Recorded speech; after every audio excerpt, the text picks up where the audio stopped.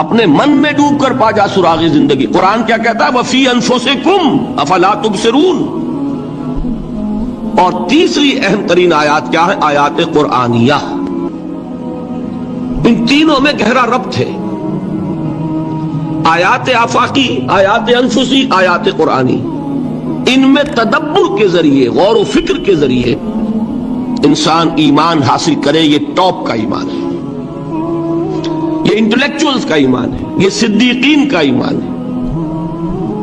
Number 2، ایک ایمان ہے عوام کے لیے، اس کے دو راستے ہیں. نمبر 1، صاحب یقین کی صحبت. جس کے اندر یہ ایمان پیدا ہو چکا ہو، آپ اس کے قریب رہیے. اگر بھٹی کے سامنے بیٹھیں گے حرارت پہنچے گی، اگر آپ برف کی سل کے قریب ہوں گے ٹھنڈ پہنچے گی. صاحب ایمان کی صحبت اختیار کریں گے، ایمان سرات کرے گا. یہ ہے عوام کے لیے صحبت. کونوا مع الصادقین، ان کی صحبت اختیار. تیسرا ذریعہ ہے جو ہمارے لیے خاص طور پر جو مسلمان پیدا ہوئے. اب ایک بچہ ہے 7 سال کا، آپ نے نماز پڑھنے کی عادت ڈال دی، پڑھ رہا ہے، اگرچہ غیر شعوری عمر سے شروع کر دیا اس نے. روزہ رکھتا ہے، 9 برس کا ہو گیا، روزہ رکھنا شروع کیا.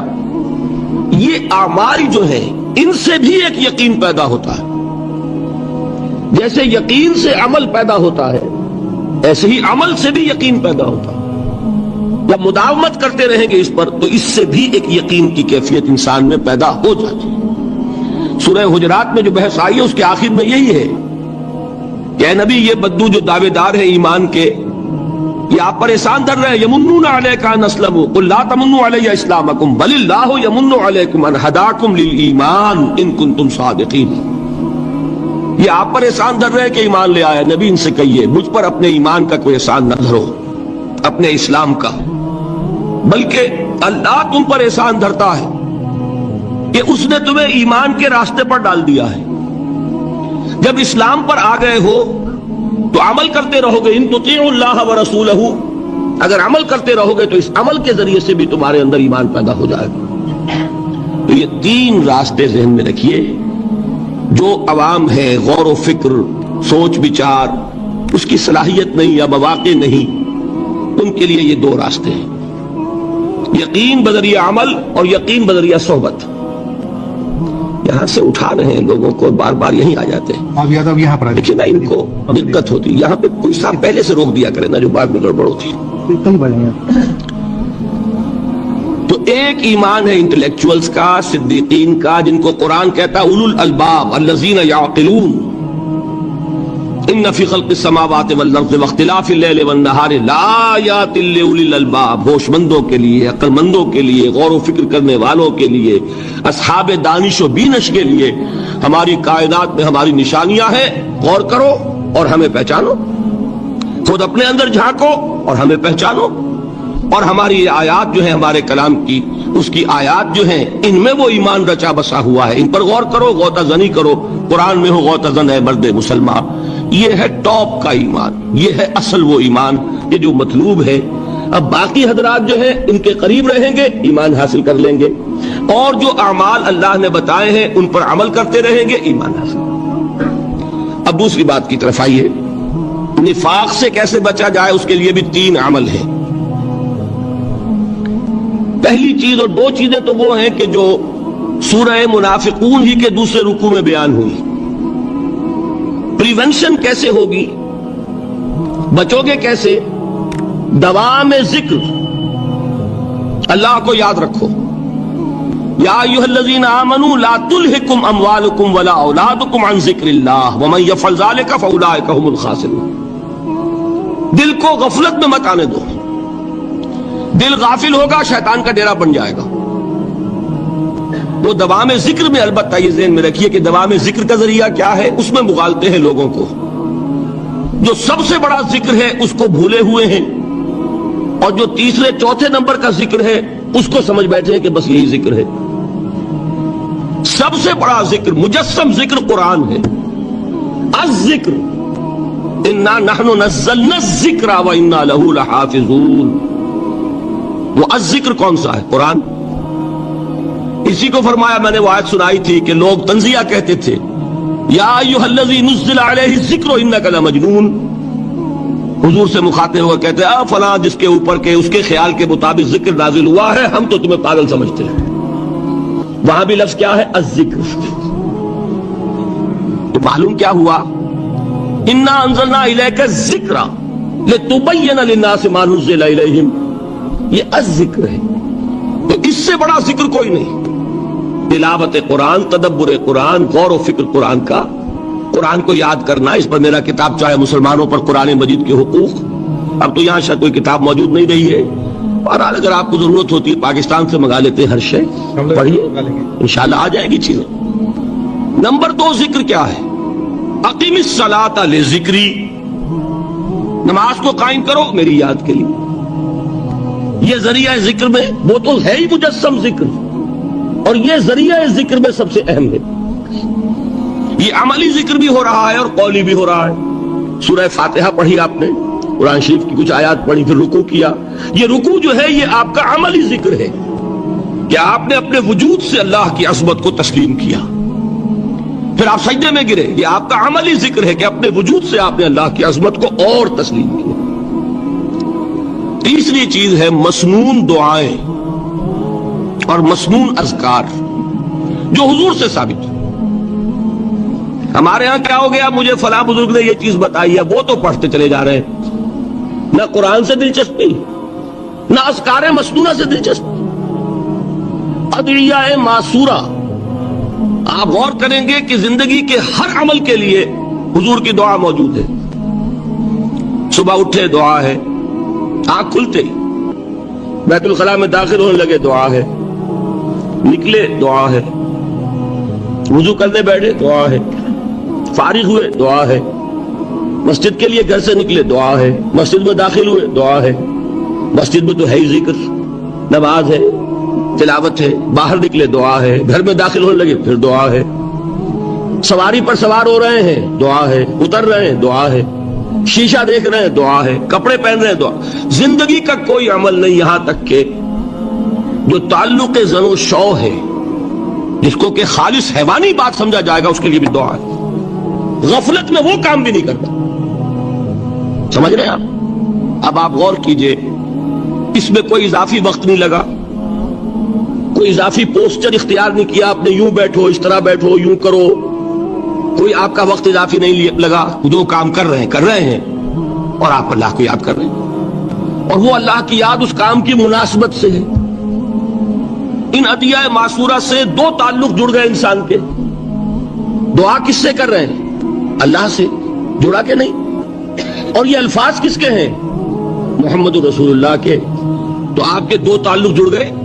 آپ اپنی جی سے گھڑ کر دعا مانگیں گے تو پہلا تعلق ہو جائے گا، دوسرا نہیں ہوگا. بہتر سے بہتر دعا مانگ لیں آپ.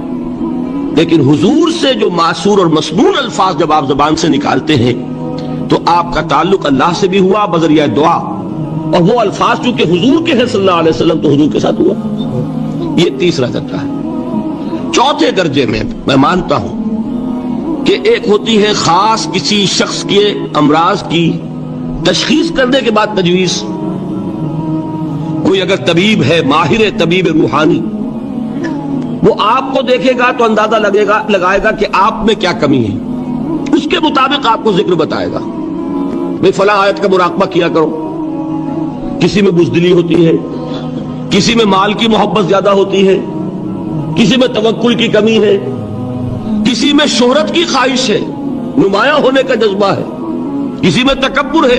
سب کا ایک سا برس تو نہیں ہوتا نا. تو یہ در حقیقت اندھے کی لاٹھی سے نہیں چلنے والی بات. یہ تو ماہر کی کا کام ہے کہ وہ تجویز کرے کہ تمہارے لیے خاص طور پر ذکر یہ ہے. در حقیقت ہمارے جو یہ سلسلے تھے سلوک کے، یہ بڑے ماہر ہوتے تھے، یہ لوگ بڑے ماہر اطباء تھے. یہ جو علم نفسیات ہے اس کے ہمارے صوفیاء سے بڑھ کر کبھی کوئی عالم گزرا ہی نہیں دنیا میں. فرائیڈ کیا ہے اور ایڈلر کیا ہے اور یونگ کیا ہے، بچے ہیں.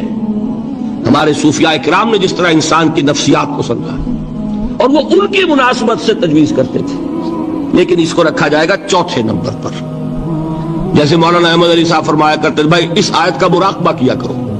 مراقبے کیا مانی؟ اب ان الفاظ کو بھی ہم نے خام خواہ کچھ خاص ایک شکل دے دی. مراقبہ کیا؟ توجہ کرنا، دھیان کرنا، خاص اس آیت کے اوپر، اس کے معانی پر اپنے ذہن کو جمانا. وہ کیوں ہے؟ تاکہ آپ کے اندر جو کمی ہے اس کی تلافی اس سے ہو. لیکن یہ کہاں آئے گا؟ چوتھے نمبر پر. سمجھ گئے؟ تو نفاق سے بچنے کا ذریعہ، پریونشن کیا ہے نفاق سے؟ دوام ذکر. نہ تمہیں تمہاری اولاد، نہ تمہارے اموال، نہ تمہاری تجارت، نہ کاروبار اللہ کے ذکر سے غافل نہ کر سکے. پنجابی میں کہتے ہیں کہ ہتھ کارول اور دل یارول.